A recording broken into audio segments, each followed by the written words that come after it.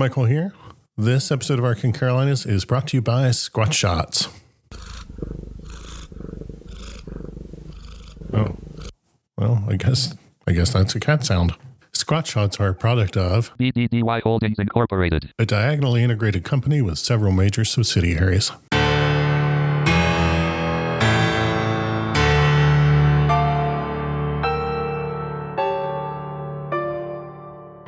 You are listening to Arcane Carolinas, an exploration of the Carolinas' folklore, legends, myths, and modern weird. Each episode, we examine the historical context of our topic and aim to preserve some of the stories that help make this part of the world such a fascinating place.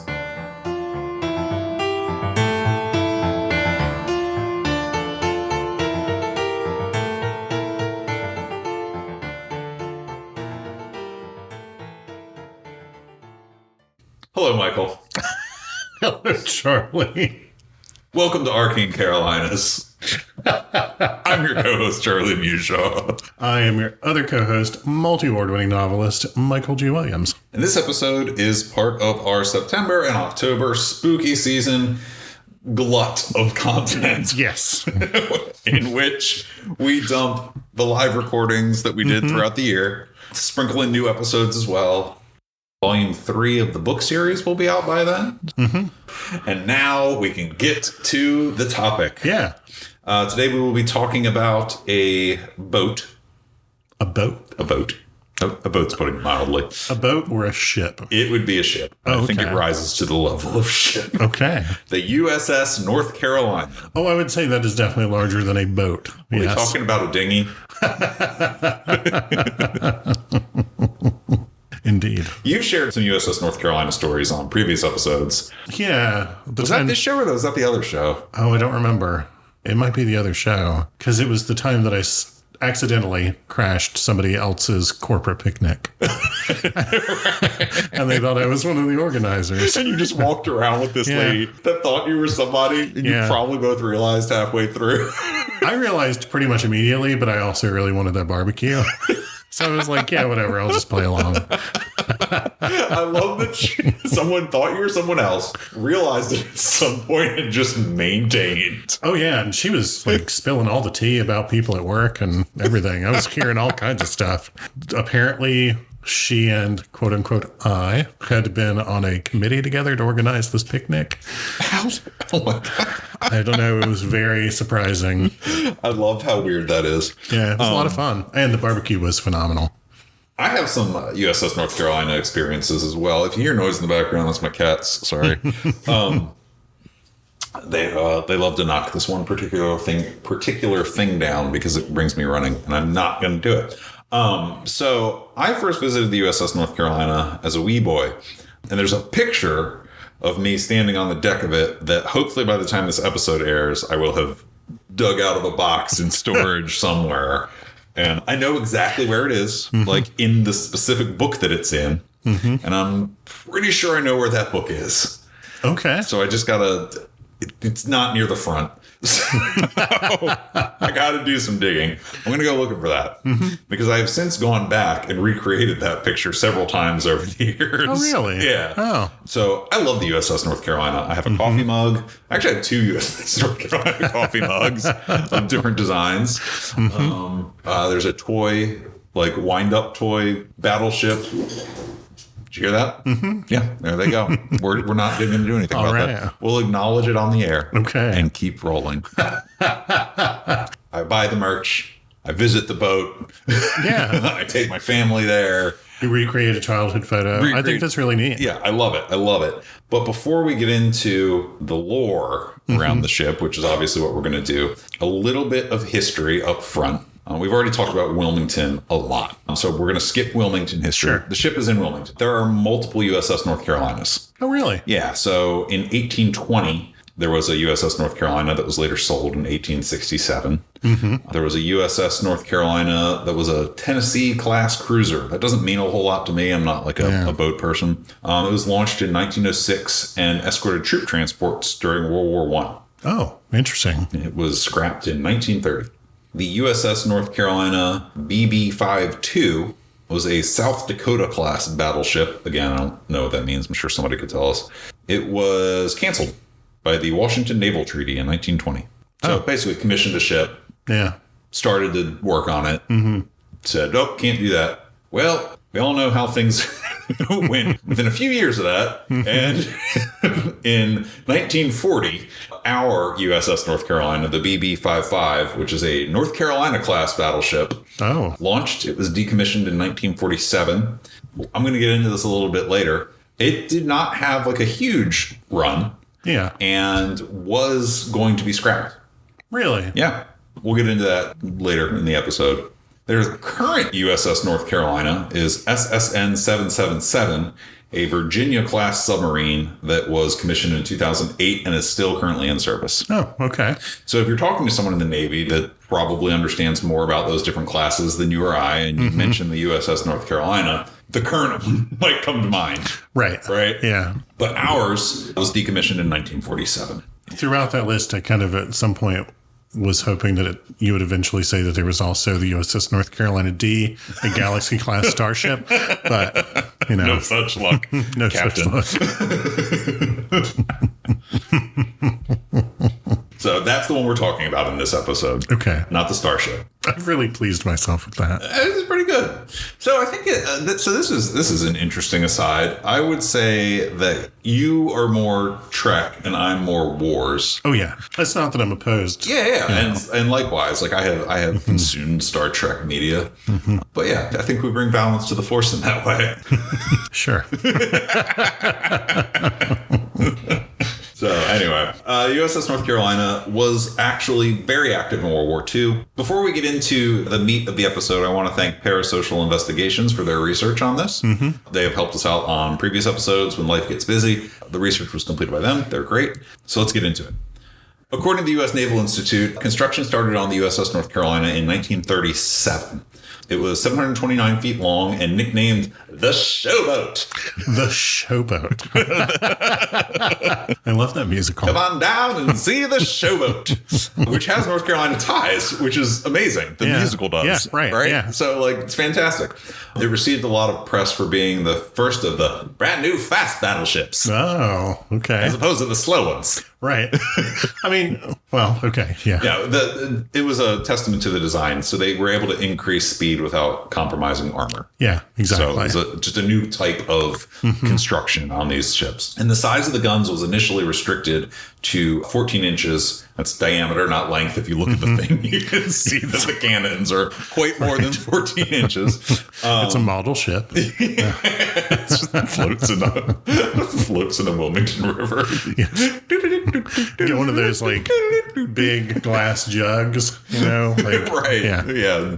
The string that you pull, pull the guns up because you had to keep them down. Anyway, so there was a naval treaty in 1936 that restricted armaments, known as the Second London Naval Treaty.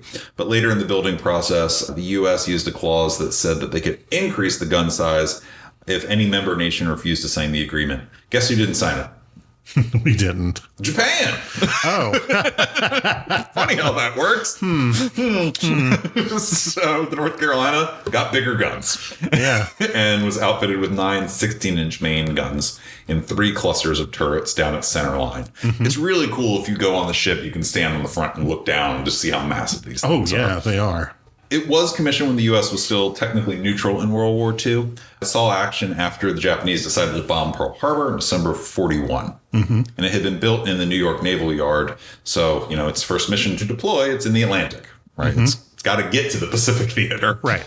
So the battleship moved to the Pacific Theater where it saw most of its action. It earned 12 battle stars. Wow. Those are awards for service in battle over its 38 months of service. Dang. So 38 months doesn't sound like a super long time. But if it's in that many battles, it probably took a bit of a beating. Yeah, it did. And we'll get to that. Okay. It was most notably used as a shield for aircraft carriers. Oh, yeah. Wow. So it would shield the aircraft carrier as they moved within range. Yeah. Provided coverage, maneuverability for the aircraft carrier. On record, it shot down 24 enemy aircraft and rescued 12 downed U.S. pilots. Oh. Those are official numbers. The Naval Academy estimates, quote, many more unofficial kills and assists. Yeah. But, that's what they recorded. Right. It's very hard to get exact numbers on a lot of that stuff at that time. And after World War II, it was decommissioned to a scrapyard. Wow. But in 1960, North Carolina citizens raised $300,000. This was a big campaign to save our ship. And part of the campaign was that it was to permanently dock in Wilmington and be dedicated as a memorial. And it has done just that since 1962. How long has it been open as a tourist attraction? 1962. Oh, wow. Okay. So we're like way past the 60-year mark even. Yeah. Like that was the whole point of it, was like they like stuck it there, little parking lot. Come see the boat. Yeah. In the early 80s, when I was a child, my parents and I were at Myrtle Beach for a vacation, and we went up to Wilmington to see the USS North Carolina, and that was my first time seeing it. Okay. But I didn't really have a sense of how long it had been there at that point. Decades. Yeah. That's a haul. Yeah, it was like an hour-long trip. Yeah. Yeah. I'd be pretty grumbly about that as a kid. Whatever. Why are we getting back on the car? For the recording, we have been invaded by a cat. It's now laying across the computer and breathing very close to one of the microphones. We'll see. We'll see what happens. I might start biting it. So why are we talking about a battleship that we're both just like, warm, fuzzy summer vibes, right? Like, we're just like... We are recording this during a record heat wave. Yes, we were recording this during a record heat wave, talking about vacations taken as children. Yeah. Why are we talking about a battleship for spooky season? Because the USS North Carolina, it's in Wilmington, which is one of those towns that has a ghost story around every corner. Yeah. They've got cool secret tunnels. They've got ghost stories. They've got a sea serpent that we debunked. Well, but they got a lot of weird stuff. Yeah. And specifically, the ship is often described as the most haunted location there. That's what I always hear, but I don't know specific stories. We're going to get into that. Most of the stories come from its wartime history, which makes sense. I don't think there's like ghosts of like elementary school tour groups or like, there was a Cub Scout camp out on the deck. Right. No. Most of the ghost stories are centered around sailors that lost their lives on the ship. Yeah. Specifically a Japanese torpedo attack. Oh, okay. That's like the big one that people will attribute ghosts to. One sailor is said to have lost his life while in the bathroom during the torpedo attack. This is according to a source called Haunted Rooms. What a way to go. It's unfortunate. And the young man is apparently on bathroom duty in perpetuity. Oh, gosh. It's a heck of a stone tape. He's right. And like, that's like the famous bathroom ghost. I'm not like trying to make fun of the fact that he died in the line of duty, but I'm going to rephrase that. I'm not. That was not intentional. That was not my intent. It's a real Call of Duty situation. Oh my God. Remember when we had way more listeners? You mean like 2 minutes ago? Yeah, because I'm pretty sure we just lost at least half of them. Oh, well. No, I'm not trying to make fun of how this person died because it's genuinely tragic. But gosh, if I were stuck in that circumstance as a ghost, I would be a very unhappy ghost. It's not good. It wouldn't be my choice of locations to haunt. Right. I don't think anybody wants to be the bathroom ghost. Yeah. You know, you want to be the playful ghost, or maybe you don't. Maybe you want to be the scary ghost. Yeah. The bathroom ghost. Nobody's lining up to sign up to be that one. There's another frequent apparition described as a blonde. So good luck editing that. I'm going to cut this from the episode, but man, talk about an opportunity. That whole segment might have to wind up being Patreon only. Well, that would be good. Yeah. Do you want me to do the whole thing over again? No, I'll edit it somehow or another. Okay. So there's a grumpy ghost. A grumpy ghost. There's a grumpy ghost. There's a blonde sailor that strolls the hallways of the ship, but will like like turn and walk through a door, like into a room. And one observer has reported online catching an angry glance from him. He probably wonders what all these kids and tourists are What are doing. you doing on my ship? Right. One of the main things that people tend to report is that the ghosts that are seen, the apparitions, seem to be keeping up on assigned maintenance duties. Doors regularly open and close, lights flicker on and off, objects move themselves without apparent human help. Real standard haunting type stuff. And apparently, again, this is all, what's reported online. We'll have sources in the notes. Ghost sailors will occasionally obey commands from the living. Oh. According to ghost hunters that have tried it. I cannot understate how many ghost hunter videos there are of people running around this battleship at night. Like, you can do it. Yeah. Like, they'll rent it to you. You can go. Yeah, I know multiple paranormal investigator groups in North Carolina and South Carolina that have been. They love it. A lot of stories come from a guy named Danny Bradshaw. Danny Bradshaw was a night watchman who worked on the USS North Carolina starting in 1976. He compiled a collection of stories and sightings into a 2002 book called Ghosts on the Battleship of North Carolina.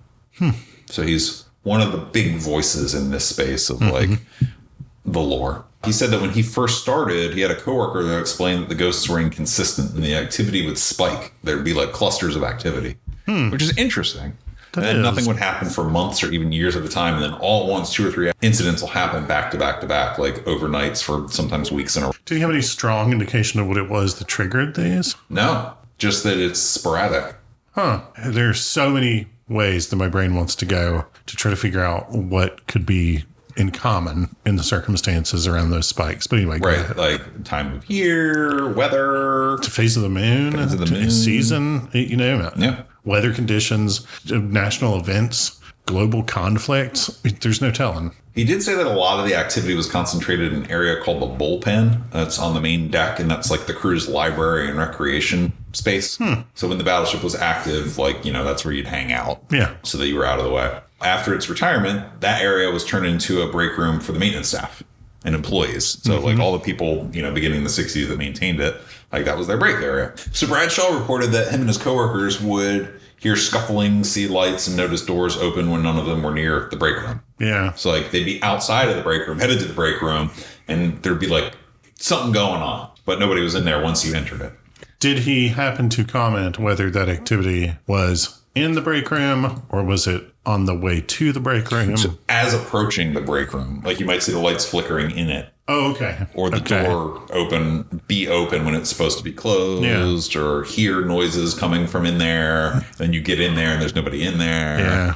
Very familiar to many ghost experiences, including mine. Yeah.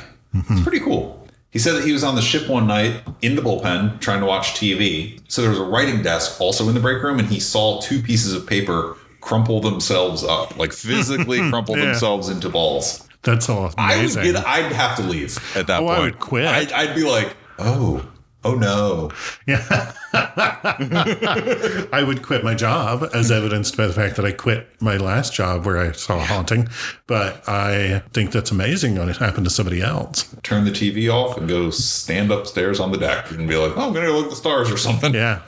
Another night, they were playing poker in the room, and they both felt an overwhelming sense of foreboding and like a chill down their spines. And his friend wanted to leave, but Bradshaw was like, no, let's wait it out. Let's wait it out. 20 seconds later, they felt fine.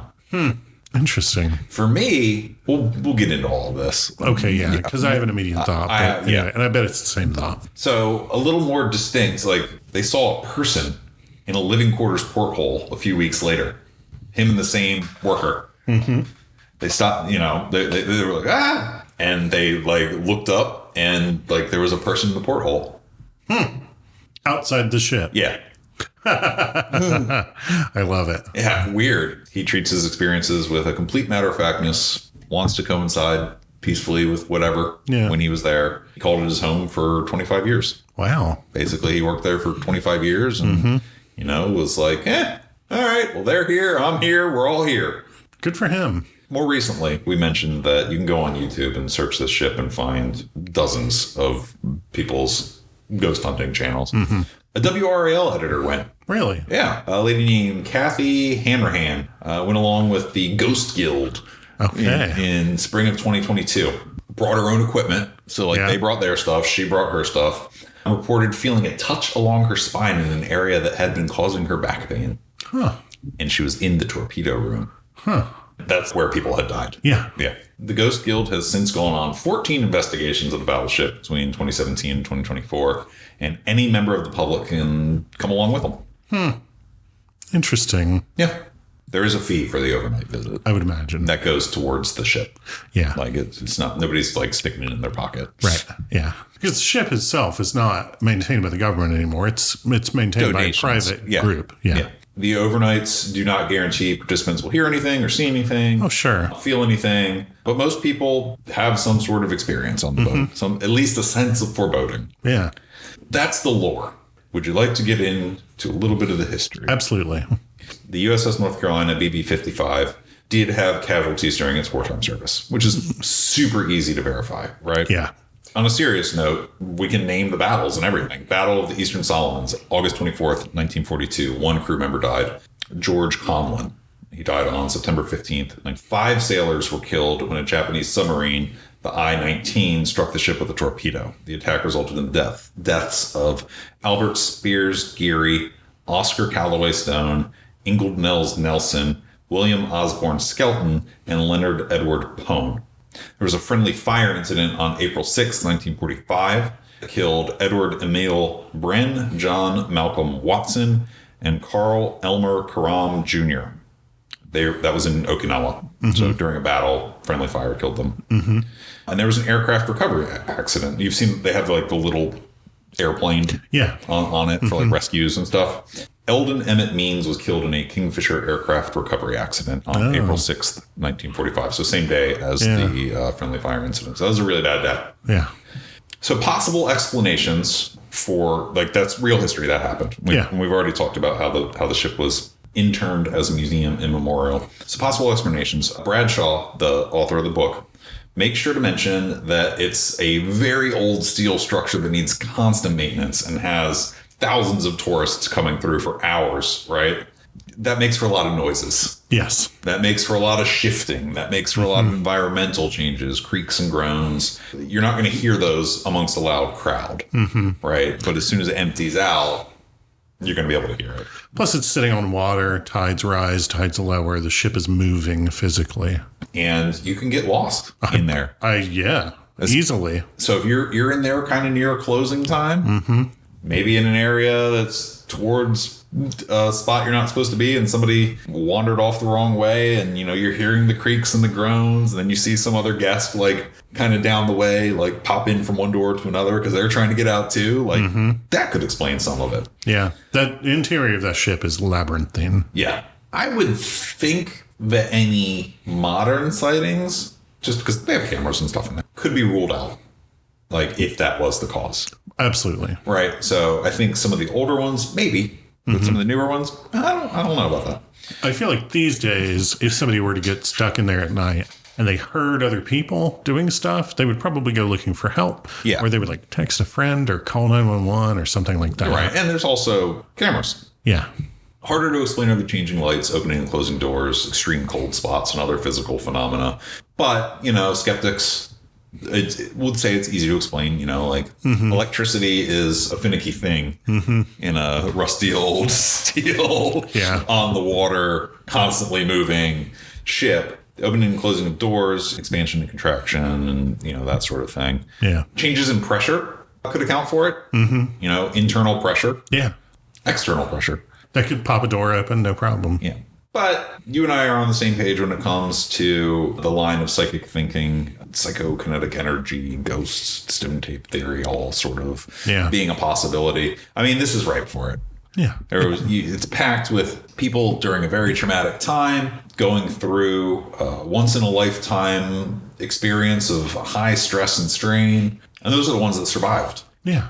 It's a ship built specifically to take hits in battle so that another ship can do its job. Right. And that's got to be awfully terrifying to be assigned to. And incredibly stressful circumstances, literal loss of human life all the time, tremendous injuries. There's no telling. There are probably many multiples number of people injured. Oh, yeah. I think that was, 67 were wounded. There's a ton of strong emotion being felt between combatants at that point, both the camaraderie of people on the same side and the hostility that they feel, and in some cases, maybe the empathy, maybe the sympathy that they feel for the other side. There are a lot of really strong feelings in this place. And so if one believes in stone tape theory, this is somebody singing an opera aria in front of all of the microphones at once. It's a real artifact. Yes. Right. Of that idea. Yeah. You know, if you're into that idea, then it's a true artifact that, you know, should be studied. Yeah. Anyway, that's USS North Carolina. People have been asking us for that since the beginning. And I didn't really want to do it just because I am attached to it, like on a personal level. Sure. And I'm like, no, my boo. I find that the rec room part of it really interesting also, the break room. Yeah. You think about, we just talked about all the ways that trauma would cause psychic impressions to imprint on a place, assuming that that is possible. And the break room would be the total other end of the spectrum.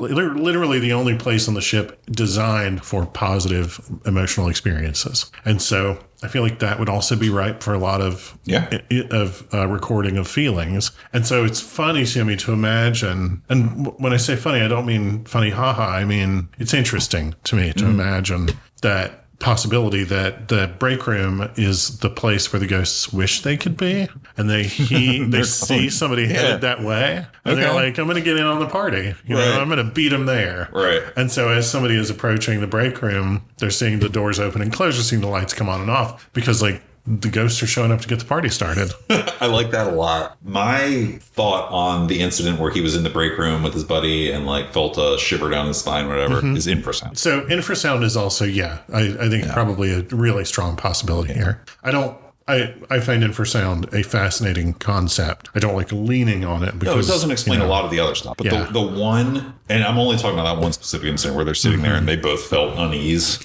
and it was a short amount of time that they were able to wait out. That to me, I'm like, oh, something was creaking or groaning or vibrating, or it was at that. It was like, okay, and then it stopped and the feeling went away. As classic infrasound symptoms, and I cannot imagine a better circumstance for the generation of infrasound. But that doesn't explain the paper crumpling. That doesn't explain seeing somebody in the porthole from outside. That doesn't explain the lights. So there's still a lot. And you can, like I said earlier, like you can try and I do poke at everything. Yeah. And I'm like, because I want to believe, but like, maybe the electric's just a short. Maybe it's like an internal, external pressure thing on the doors. Maybe it's, but like as it begins to pile up so much, it becomes very difficult to do that. Yeah. If you believe in ghosts, you probably believe that the USS North Carolina is haunted with good reason. Yes. Ta-da! That's it. I don't know. Thanks for listening. Thanks for doing all that work, and thanks for talking about the battleship. Yeah, shout out again to Parasocial Investigations. Sources on this one are intense. There's, Danny Bradshaw's book, Ghosts on the Battleship North Carolina. I really want to read that now. Yeah. Kathy Hanrahan, sorry if I'm saying your name wrong, Kathy. Go Ghost Hunting Aboard the Battleship North Carolina. That was WRAL News 2022. That bit about her being touched where she had back pain is especially interesting to me. Very interesting. Volume 2, Issue 1 of Naval History from 1988. Lots of contemporary stuff. Charlotte Observer, Ghost Guild, Southport Magazine, just tons of it. That's amazing. Lots of sources. All you got to do is do a little bit of digging on the USS North Carolina. Yeah. They do have an official guide that you can buy to the history of the ship that will support the memorial. You can buy that through their website too. And a special shout out to the staff of PPD, whose company picnic so graciously hosted me at one time. I guess maybe 15 years ago. I would love to know that lady's version of the story. I know, right? It'll never happen. But I feel like there's probably a conversation that was had at work the following Monday. I wonder if she wrote it off as you were a battleship ghost. Wouldn't that be funny? That would be. Oh my God, that'd be hilarious. Yeah. That's what we're rolling with. I am one of those people who knows a lot of people, and I tend to run into people I know in places. And so at first, when she was like, oh, hey, I thought, oh God, I don't know where I know her from. but I just assumed she was somebody that I knew. And in part, I was primed for that because literally 15 minutes before, as I was about to exit the ship, after having stopped on my way back to Durham from a beach trip, I was driving by myself and I just saw the sign and I said, God, I haven't been since I was a kid. I'm going to go right now. Yeah. And so I go tour the ship by myself, have a great time, love it. I love that they, at the time anyway, had these like white paper outlines of sailors in all the places that would have been various like workstations. Yep. And so it looked very much like they were ready to come alive. It had a real Doctor Who kind of vibe. And as I was about to leave the ship, like I was walking towards the place where you walk back down into the gift shop and museum, then I ran into somebody that I knew. And so he and I stopped and chatted for a second, totally random to see each other in this place. Neither of us lived there, but I just had that in mind as like, oh, isn't that so funny that I just ran into this guy? And then I see her and she is so immediately familiar with me. And I was just like, oh God, I'm going to just have to really work on where I know her from. And I'm just going to be as nice as I possibly can and hope I don't make her mad. And then realized about 30 seconds later that she thought I was someone else entirely and that she had just never met this person. She'd emailed with this person a lot and had a great time. That is amazing. They had a free ice cream cone truck at this picnic. So I not only got a free plate of very good barbecue, it was so good I took a photograph of it that I still have. And I sometimes look at it fondly. And then she was like, make sure you get some ice cream. And so I went and got some ice cream. And I mean, she told you to. Yeah, right. I had a great time. Then I went and got Go State ice cream. I can't believe it. Yeah. I went back and got my car and drove off. Well, stay tuned with us all fall. We got a ton of stuff coming out and hope to see you at one of the events we have. Yeah. And thanks for listening. Boop.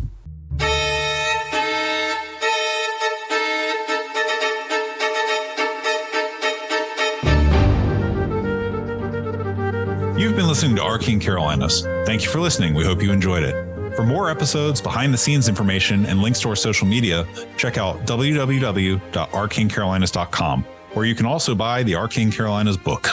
And if you like award-winning horror and science fiction, check out my books at michaelgwilliamsbooks.com. And if you have story suggestions, comments, or questions, email us at arcanecarolinas@gmail.com. And thanks for listening.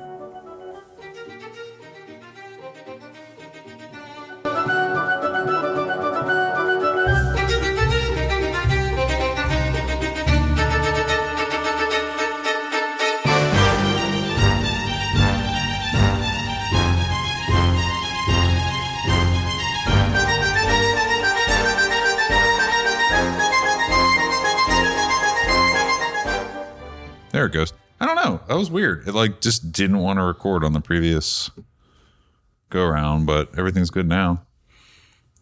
Then I say we go for it. Folder 01, Zoom 0053, Arcane Carolinas episode 432. In which we finally get to, that won't be the intro.